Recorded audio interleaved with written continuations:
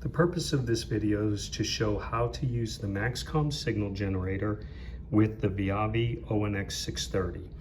And the first thing we need to know is that you need to choose spectrum mode as we're processing just a CW carrier.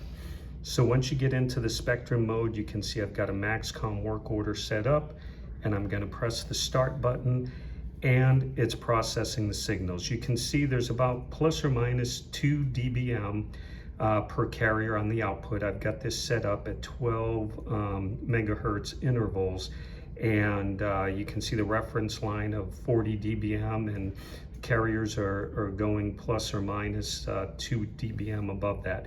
But the other thing you'll notice here is that at around 1050 megahertz, the signals are completely rolling off.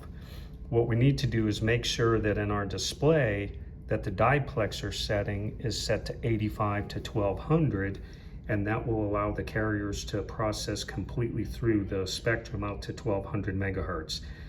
And there you can see we've got our full spectrum. And the other thing I want to point out is on the display, we're doing a live trace with a max trace. So you can see it's holding those peak traces as it follows through the whole sweep. Now, one other note I just wanted to make is on the dB per division. We've got it set at 20 dB. I'm gonna just go to 5 dB for the purpose of showing it looks like there's a greater variation because, like I said earlier, it's plus or minus 2 dB per carrier, but there's a consistent output for those carriers that you will see. And just the purpose of this is to go or no go whether or not a device will support signals.